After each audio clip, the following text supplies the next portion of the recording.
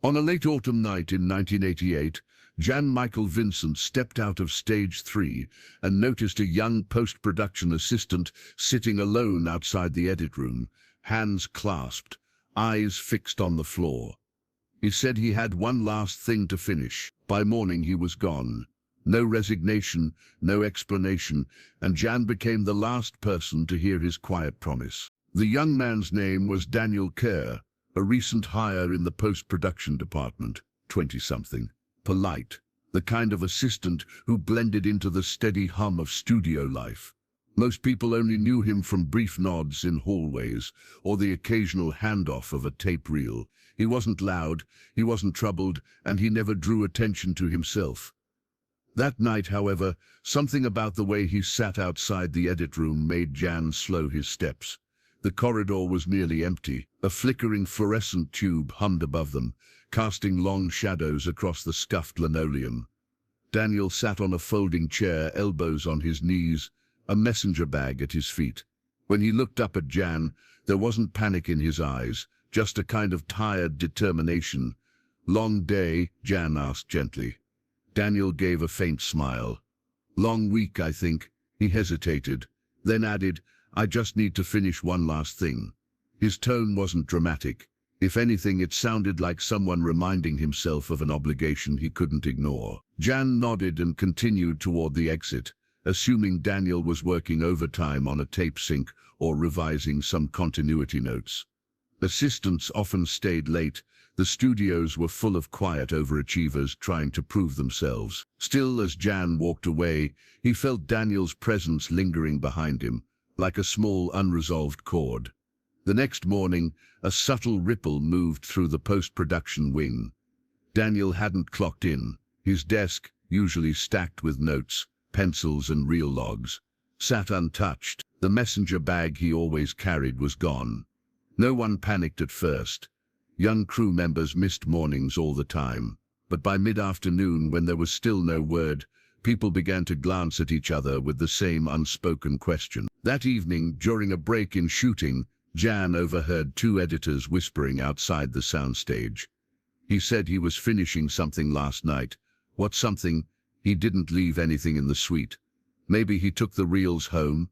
No, he wouldn't do that. He followed rules to the letter. The editors fell silent when they noticed Jan. They nodded politely but didn't elaborate, as if they weren't sure how much they should say. Later, Jan walked back toward the same corridor where he'd seen Daniel the night before. The folding chair was still there, pushed neatly against the wall. The edit room door remained locked, lights inside switched off. Everything looked perfectly ordinary, almost rehearsed. Yet the memory of Daniel's stillness, the way he'd sat like someone balancing a decision, made the air feel heavier. Jan found himself wondering what one last thing had meant. A final edit? A personal errand? A quiet closure? Something about Daniel's steady, composed expression suggested he wasn't rushing to complete a task. He was concluding something.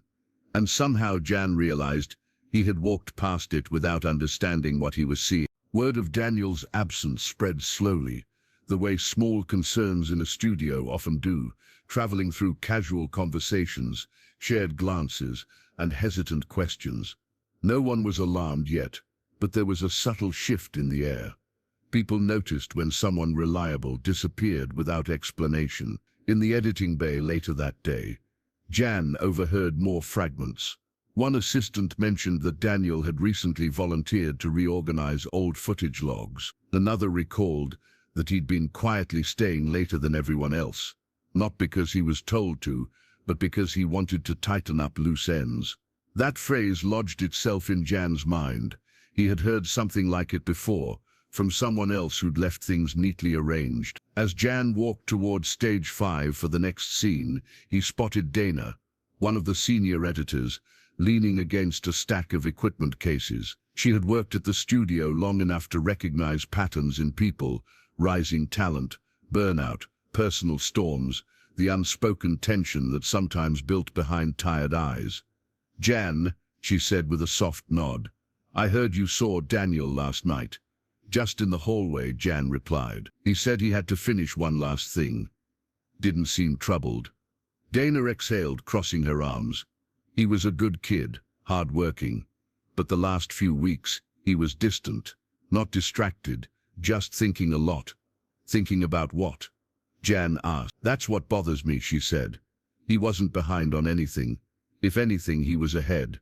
She paused as a grip pushed a cart by them, then continued in a quieter voice. He asked me last week how you know when you've done enough, when you've completed what matters. Jan felt a faint echo of that question inside his own memory, the steady tone in Daniel's voice when he'd said he had something to finish. It didn't sound like pressure, it sounded like resolve. That's not unusual in this place. Jan offered carefully. People question themselves all the time. It's demanding. Dana shook her head. This wasn't about the work. It felt personal.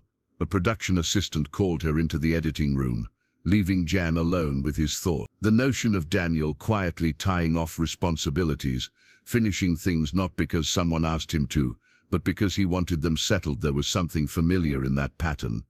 Something quietly deliberate. After shooting wrapped that evening, Jan wandered back toward the post-production corridor. The lights were dimmer now, half of them turned off to conserve energy. The folding chair was still in its place, and the floor bore faint scuff marks, as if someone had paced there the night before. The atmosphere felt unchanged, yet significantly heavier, as though it held something left behind in silence. As he stood there, one of the nighttime cleaning staff passed by, pushing a small cart. She glanced at Jan and slowed. "You looking for someone?" she asked. "Just remembering a conversation," Jan replied. She nodded thoughtfully. "That boy, Daniel, he was here late a lot. Always polite. Always cleaned up after himself. Last night he stopped me and thanked me for keeping the hallway tidy." She smiled sadly. People don't usually say things like that. Jan took in that detail quietly. Gratitude without reason, a small gesture that felt like a goodbye in disguise. The cleaner continued down the hall, and Jan remained, listening to the muted hum of distant machines. He tried to piece together these small, soft moments, volunteering for tasks, working late alone, finishing loose ends, offering quiet thanks. None of it formed a dramatic story, but together it created a shape of someone who had been preparing, not escaping, someone who had been thoughtfully concluding a chapter. And Jan realized he might have witnessed the final piece without grasping its meaning at the time. The following morning, the studio eased back into its usual rhythm, coffee cups clattering, carts rolling across concrete, radios crackling with call times. But the post-production wing held a strange kind of quiet, not tense, not fearful, just a hushed awareness that something was slightly out of place. People continued their tasks, yet their eyes flicked toward Daniel's empty workstation each time they walked by. His chair sat tucked neatly under the desk, his pencils arranged in a straight line beside an untouched notepad. Even his coffee mug, white with a small crack along the rim, rested in its exact usual spot. The absence felt deliberate, almost curated. Jan stopped by the editing bays between scenes, drawn by a feeling he couldn't quite name. He found Tom Caldwell, a senior post-supervisor, flipping through production logs with a kind of focused impatience. Tom looked up when Jan approached, his expression softening a bit. "Morning, Jan. Heard you saw Daniel before he left." "Just a brief moment," Jan replied. "He said he had something to finish." Tom closed the binder and nodded slowly. "That sounds like him. He liked to wrap things neatly. Never left a reel unsorted or a note unclear." He hesitated, then added, "But he'd been requesting old footage lately. Nothing unusual, just past dailies, archival scraps." When I asked why, he said he was just catching up. "Was he working on something specific?" Jan asked. "Not officially." Tom shrugged, but he signed out one of the older tape keys. "Suite B. Barely anyone uses that room anymore." The mention of Suite B stirred something in Jan's memory. That room had been locked when he passed the previous night. He'd assumed Daniel was waiting for someone to finish inside, not that he'd been heading in himself. As Tom stepped away to take a call, a younger assistant approached Jan quietly. Her name was Lila, soft-spoken, still new to the job. She glanced around before speaking. "Daniel left something on my desk yesterday," she said. Just placed it there without a note. She opened her notebook to reveal a small flat object tucked inside a sleeve protector, a neatly labeled index card with handwritten time codes, perfectly aligned rows, clear numbers, precise handwriting. These are scenes from a project we wrapped months ago. Lila continued, but these specific frames, their continuity glitches, tiny ones, hardly noticeable. Jan looked at the card. Every number was meticulously chosen. He must have spent hours finding these, Lila added, but he didn't turn it in, didn't mention it to anyone. Jan considered the implications. Daniel wasn't correcting a current project. He wasn't fixing active mistakes. He was combing through the past, small imperfections no one asked him to repair. A gesture not of obligation, but of closure. Lila hesitated. He told me once that mistakes bother him more after hours. Not during the day. He said nighttime made the small things feel louder. The words settled in Jan's mind with a quiet weight. He remembered the way Daniel sat still, composed, not distressed, just resolved. As though he had been listening to those louder things and deciding which ones he needed to silence. Later Jan walked to Suite B. The door remained locked, but the light inside was faintly on, soft, warm, like someone had left it intentionally dim. A taped sign, faded at the corners, read authorized staff only. Yet there was no sense of intrusion, just a lingering echo of someone who had taken meticulous care with the time he spent here. Jan stood quietly, absorbing the atmosphere of the narrow hallway, the hum of machines behind closed doors, the faint smell of developing film. He felt the shape of the truth forming, not a dramatic disappearance, not a crisis, but a man quietly tying the threads of his life and work, one task at a time. Whatever Daniel had finished that night, Jan understood now that it wasn't a single assignment. It was a collection of small, careful endings, and Jan had been the last person to witness him standing on the threshold of them. By midweek, the quiet curiosity surrounding Daniel began shifting into something more reflective. No official notes were posted, no studio-wide inquiries made. Hollywood was a place where people came and went often, some loudly, some quietly, some without leaving more than a name on a sign-in sheet. Yet Daniel's exit carried a different weight. It wasn't the sudden departure of someone overwhelmed. It felt concluded, thoughtfully closed. Jan found himself walking the back corridors again, the same ones where he'd last seen Daniel sitting alone. There was something about that hallway, the dim light, the hum of equipment behind locked doors, the lingering warmth in the air, that made it feel like the place had absorbed Daniel's final intention. Inside one of the editing bays, Jan saw Dana sorting through a stack of old tape reels. She waved him in, her expression equal parts tired and contemplative. "Tom found something," she said quietly. "Thought you might want to see." She handed him a small, unmarked tape, VHS-sized, wrapped carefully in a plastic sleeve. No label, no date, nothing to indicate its purpose. Only a single strip of masking tape across the edge, with Daniel's initials written neatly in pen, D.K. "It was in Suite B," Dana explained.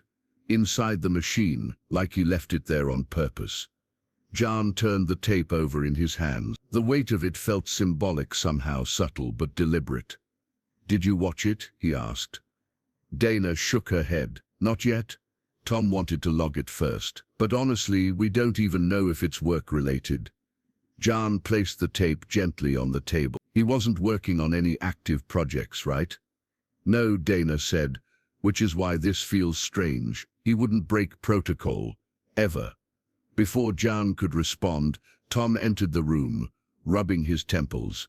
"We checked his time cards," he said. "He'd stayed late almost every night for the last 2 weeks. Not assigned, not required, just choosing to." "Was he re-editing something?" Jan asked. Tom shrugged. "Maybe, or maybe he was simply finishing something personal." He leaned against the desk and lowered his voice. "His sister came by today. She didn't say much, just wanted to pick up a few of his things. She looked tired, but not surprised." That remark hung in the air. not surprised. Jan thought back to the way Daniel had sat, calm, composed, united with whatever decision he'd already made in his mind. It wasn't an impulsive moment. It was part of a longer rhythm. Tom walked over to a filing cabinet and pulled out a small envelope. This was in Daniel's drawer, he said. No recipient written. Not sure if he planned to give it to someone. He handed it to Jan. Inside was a single page of lined notebook paper, covered in Daniel's precise handwriting. It wasn't a letter. It wasn't a note. It wasn't even a message. It was a checklist. Review old continuity logs, correct silent frame mismatches, reorganize archival folders, update mislabeled reels, leave workstation clean. Last tape. The final item wasn't checked off. That last one, Dana said softly. Maybe that's what he meant when he said he had something to finish. Jan let the checklist sink in. It wasn't a cry for help. It wasn't the pattern of someone preparing an escape either. It was the routine of a meticulous person creating order, quietly, intentionally. Do you think he left the last tape for someone? Jan asked. Tom exhaled. Maybe, or maybe he just needed to know it existed. The room felt still for a moment, the kind of stillness that comes not from fear, but from acceptance, a recognition that some people carry their resolutions silently, until the moment they set them down. As Jan stepped out into the hallway again, the familiar hum returned, but now he felt something else layered beneath it, a faint echo of Daniel's last week, the way he'd combed through forgotten footage, corrected details no one else would have noticed, and stepped beyond the studio's routine with gentle intention. Jan wasn't sure whether the tape contained answers, but he understood this much. Whatever Daniel had been finishing, it wasn't meant to be noisy. It wasn't meant to explain him. It was meant to settle him. Over the next few days, the tape Daniel left behind became a quiet point of wonder among the post-production staff. No one said it outright, but everyone felt the same weighted curiosity. What was on it? Why did he leave it there? Who was it meant for? Yet no one rushed to view it. There was an unspoken respect, a hesitation, as if playing it too soon would break some unarticulated boundary Daniel had left behind. Jan, between scenes, found himself thinking more about the hallway outside Suite B, how Daniel had sat there, not anxious, not hurried, just present, a young man on the edge of something he had already accepted. Later that afternoon, Tom called Jan into his office. A cramped room with decades-old posters on the walls and stacks of production binders forming uneven towers. We digitized the tape, Tom said gently, or at least part of it. Jan waited. It's not a message, Tom continued. No dialogue, no footage of him. Just fragments. Fragments of what? Jan asked. Shots from old projects, Tom said. Scenes that never made final cuts. Tiny continuity errors fixed, missing frames filled in. He stitched together things no one asked him to, things no one was ever going to check. Jan absorbed that quietly. Why would he do that? Tom leaned back, rubbing the bridge of his nose. Daniel had a habit of restoring things, fixing small imperfections. Maybe this was his way of making peace with the work he loved. He pulled a printout from his desk and handed it to Jan. Still images of some of the tape's contents. Out-of-focus background extras corrected.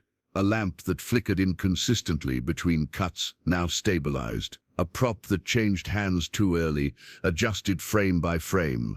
Things so subtle, only someone who cared deeply would have noticed.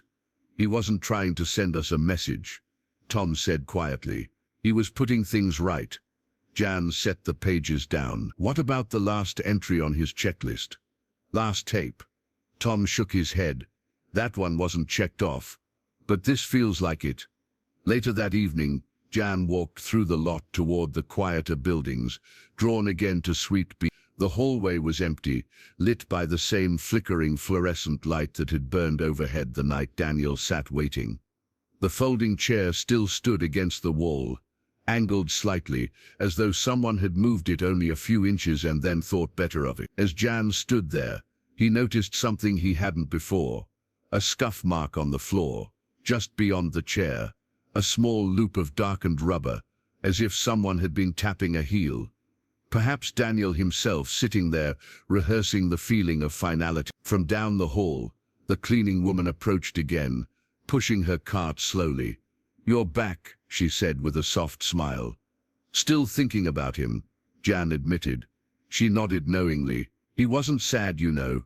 People think missing means broken. He didn't look broken. He looked finished." Jan let the words settle. Finished. The woman continued. "He always said nighttime was when the building felt the most honest. He liked when it was quiet. Said it helped him hear himself think." She pushed her cart onward, leaving Jan alone with the hum of the hallway. He looked at the locked door of Suite B, not as a mystery, but as an ending someone had written intentionally, cleanly, without drama. Daniel hadn't run away from anything. He hadn't collapsed under pressure. He had simply come to the end of something internal, and he had put everything he could in order before stepping gently beyond it. As Jan walked back toward the main stages, he felt a strange sense of peace. Not relief, not closure, just an understanding that some people reach their final decisions long before anyone notices, and Daniel had carried his with quiet dignity. It wasn't the kind of story the studio would ever tell, but it was one Jan would quietly keep with him. 2 more days passed, and although the studio moved forward, as studios always do, Daniel's absence remained like a faint crease in an otherwise smooth sheet of paper. Not disruptive, not dramatic, but unmistakably there. People stopped speculating out loud. Instead, they carried a calm respect for the young man who had slipped away without noise. Jan noticed this shift most clearly in the editing bays. Normally lively with side chatter and clipped jokes about deadlines, the rooms now carried a thoughtful silence. Editors worked with a little more care. Assistants checked their notes twice.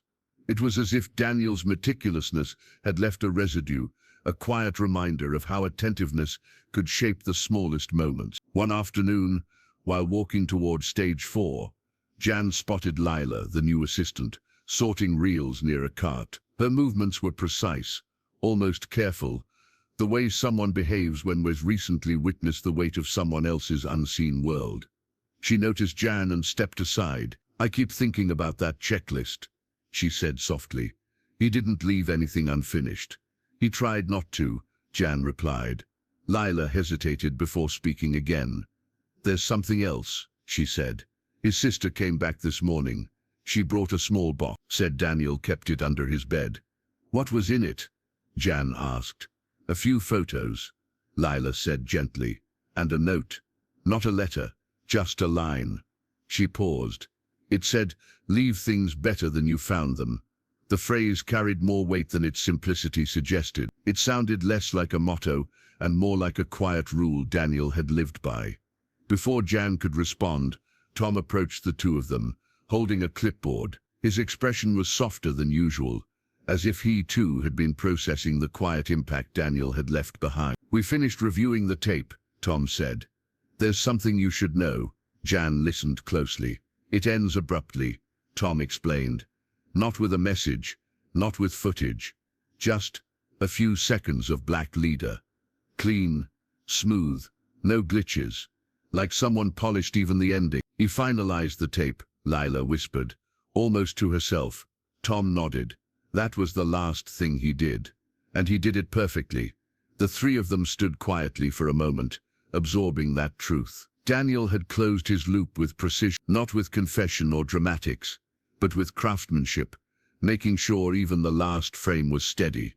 As Jan walked toward the backlot later, he passed the familiar corridor between stage 3 and the post-production wing. Something made him stop. The folding chair where Daniel had been sitting days earlier remained in its exact place, but now there was something new next to it. A small scrap of paper, weighed down by a piece of tape peeling at the corner. Jan crouched and picked it up. It wasn't a note, not a message, just a cluster of scribbled time codes, and one word written beneath them: clean. He stared at it for a long moment. It wasn't dramatic. It wasn't explanatory. It was simply Daniel's way of affirming something he valued. Clarity, order, completion. He slipped the scrap into his pocket. As he rose, he noticed light spilling faintly from under the door of Suite B again. Not bright, just a sliver, a small line of illumination that felt like the end of a quiet breath. He didn't try the doorknob.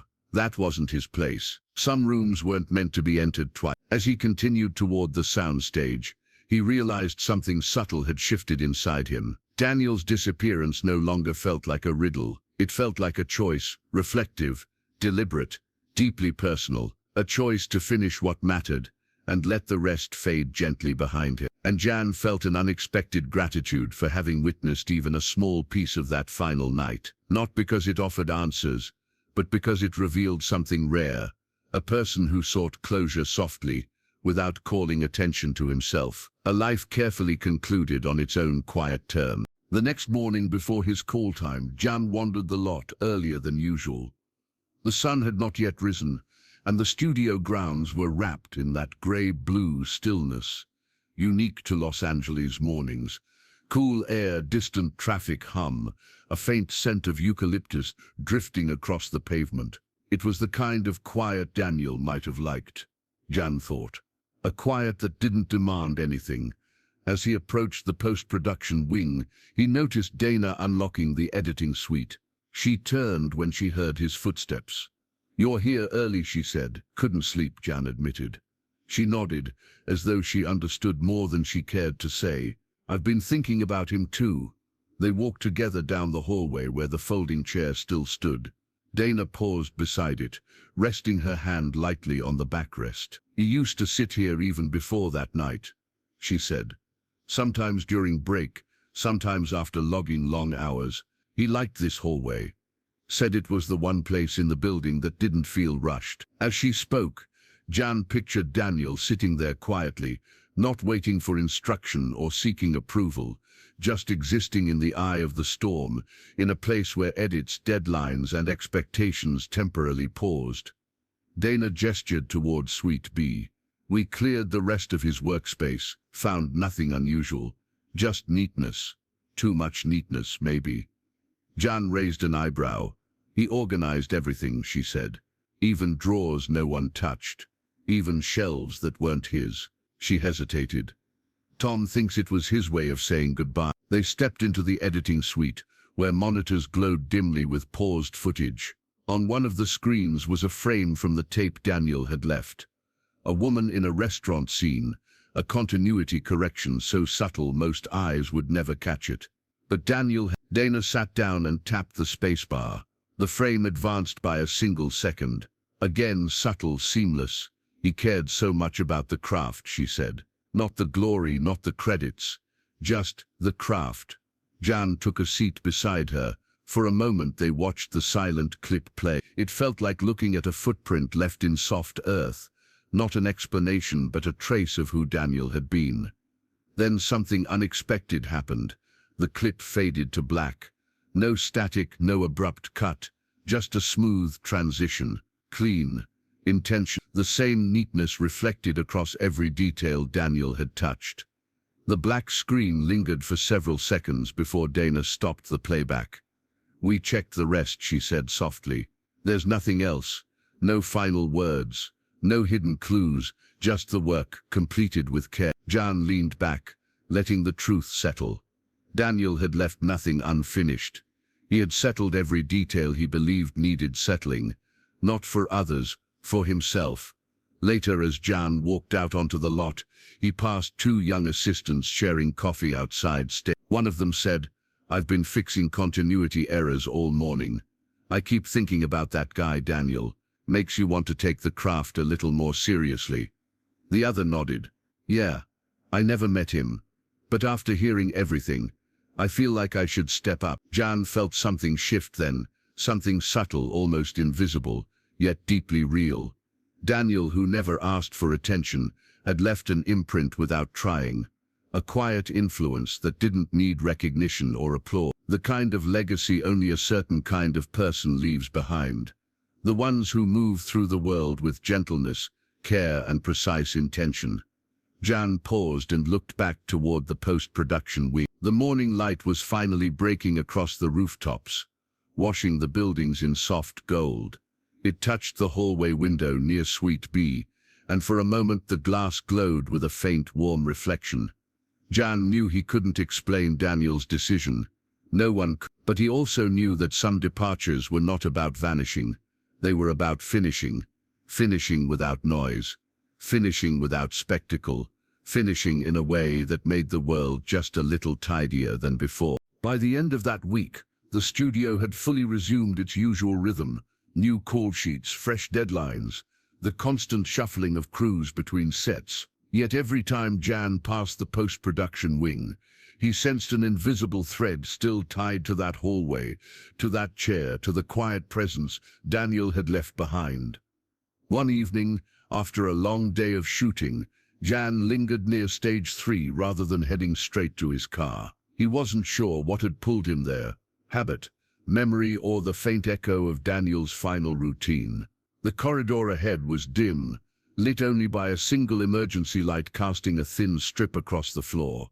A moment later, Tom stepped out of the editing bay carrying a box of old reels. He spotted Jan and offered a tired smile. "You thinking about him too?" he asked. "Yeah," Jan said. "Hard not to." Tom set the box down and leaned against the wall. "You know, his sister told me something interesting. Daniel used to say the studio felt like a book he'd been reading his whole life. And he didn't want to leave without finishing the last page properly." "That sounds like him," Jan replied. "Quiet, precise." Tom sighed. "We won't know what the last tape meant. Maybe it didn't mean anything beyond what it was. A final task. But sometimes, that's enough." From down the hall, Lila approached nervously with a clipboard in hand. "We're reorganizing the archive room," she said. "Dana thought it might help to, I don't know, refresh the space Daniel worked in." "Good idea," Tom said. She nodded, then looked at Jan. "We found a folder labeled with his initials. Not a message, I promise." "What was in it?" Jan asked gently. "Fixes," she said. "Dozens of small fixes. Continuity notes. Instructions. Little corrections he never had time to input." She hesitated, then added, "They're all good notes. Useful, precise." Tom rubbed his chin. "Maybe we should archive them officially." Lila looked between the two men. "Maybe we should use them," she said quietly. "It feels wrong to let them sit in a drawer." Tom gave a slow, thoughtful nod. "Yeah, let's do that." After she left, Tom turned back to Jan. "Strange, isn't it? Some people spend years trying to make an impact, but Daniel, he barely spoke, and we're still talking about him." Jan considered this for a moment. He showed up. He cared. That's more than most people do. Tom smiled faintly. "You're not wrong." When Tom returned to the editing bay, Jan remained in the hallway, his eyes drifting to the folding chair still resting against the wall. The maintenance staff had cleaned the floors earlier that day, leaving the surface polished and smooth. The scuff marks were gone. The chair had been repositioned neatly. Jan stepped closer. Sitting there would feel intrusive, he thought. That space belonged to someone else, someone who had used it to finalize the last quiet decisions of his life. But as he stood there, he noticed something small and nearly invisible, a thin pencil line at the baseboard, no longer than 2 inches, a mark so faint it could have been left by anyone. Yet something about its placement, perfectly level, perfectly straight, made Jan believe Daniel had drawn it, perhaps as a marker for camera dolly height, perhaps to align equipment, or perhaps for no reason other than wanting something to be measured exactly right. In that tiny line, Jan saw a reflection of Daniel's character, subtle, precise, and deeply intentional. A voice called Jan from the other end of the hall, a stagehand, letting him know they were resetting for the next shot. Jan nodded and began walking back. But before he turned the corner, he glanced once more at the quiet hallway, Suite B in darkness, the chair in its place, the faint pencil line marking an unnoticed detail only a few eyes would ever see. It struck him that Daniel hadn't disappeared. He had simply completed his part. Not every ending is dramatic. Some are quiet, some are deliberate, some are made of small, perfect lines that only make sense to the person who draws them. And for Jan, this was enough. In the weeks that followed, Daniel's name was spoken less, but his presence remained in subtle ways. A corrected frame here, a neatly labeled reel there, a gap on a shelf where his things once sat. The studio absorbed his absence the way it absorbs most things, quietly, without ceremony. Yet every so often, Jan found himself pausing in that narrow corridor, listening to the soft hum of machines behind closed doors, remembering the young man who sat calmly outside, Sweet Bee, with a final task in mind. There were no revelations, no hidden messages, only the quiet truth that some people step away not out of despair but out of completion. Daniel had finished what he believed mattered. He left the space a little cleaner, the work a little steadier, the people around him a little more mindful. And though Jan never discovered the full story behind that last tape, he carried a simple certainty with him. Not every goodbye announces itself. Some simply settle into the world like a soft final edit, seen only by those who happen to pass by at the right moment.